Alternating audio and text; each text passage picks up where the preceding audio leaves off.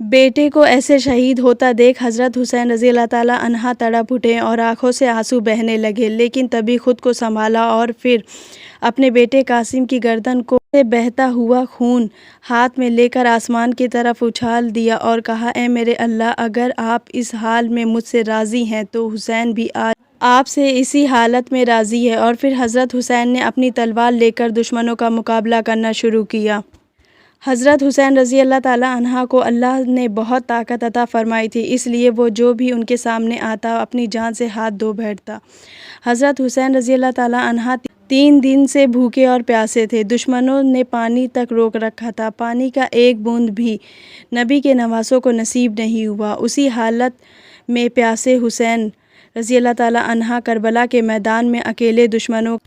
دشمنوں کا مقابلہ کر رہے تھے۔ حضرت حسین رضی اللہ تعالیٰ عنہ ایسے بہادری سے لڑے کہ دشمنوں کے لشکر میں سے ایک آدمی جن کا نام عبداللہ بن عمار تھا، اس نے کہا کہ اے اللہ کی قسم، میں نے اپنی ساری زندگی میں ایسا کوئی انسان نہیں دیکھا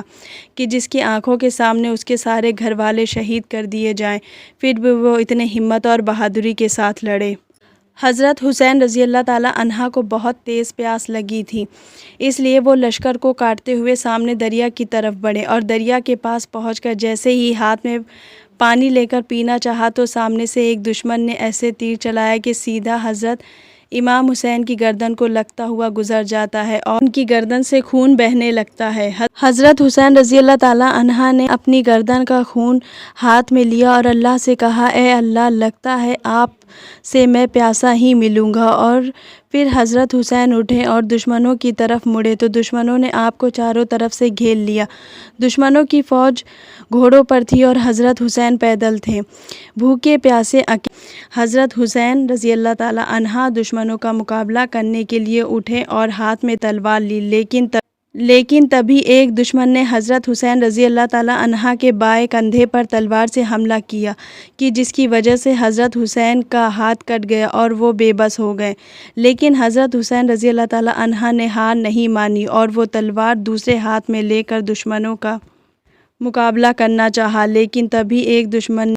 ایک بڑا تیر جسے نیزہ بولتے ہیں اسے حضرت حسین پر حملہ کیا اور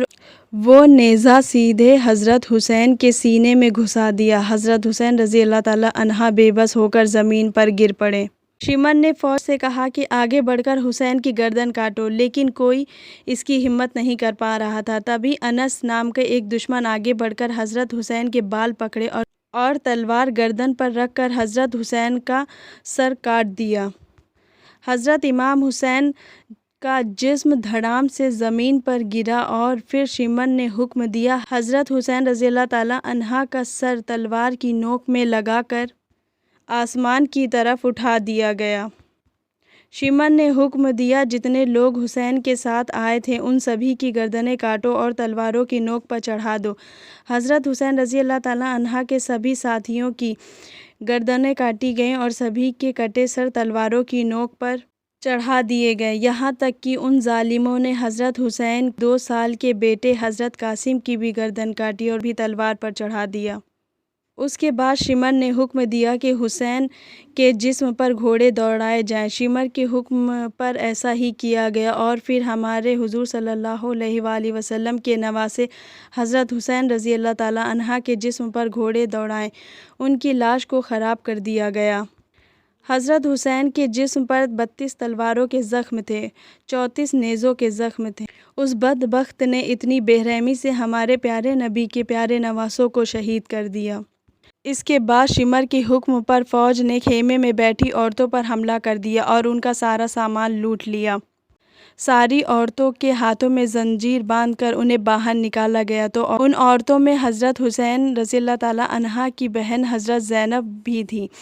حضرت زینب نے باہر نکل کر گھر والوں کی لاشیں دیکھی اور اپنے بھائی حضرت حسین رضی اللہ تعالیٰ عنہ اور اپنے 2 سال کے بھتیجے قاسم کا بھی کٹا ہوا سر دیکھا تو وہ تڑپ اٹھی اور پھر حضرت زینب سلام اللہ علیہ نے آسمان کی طرف دیکھا اور پکار کر کہا، ہمارے حضور صلی اللہ علیہ وآلہ وسلم کو پکار کر ایک ایسا مرثیہ پڑھا کہ اسے سن کر دشمنوں کو بھی رونا آ گیا۔